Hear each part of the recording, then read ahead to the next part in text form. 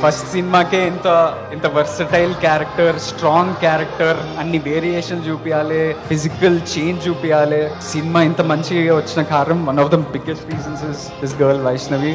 తిరిగి కొట్టేంత బలం లేదనే కదరా మీకు ఈ కొవ్వు.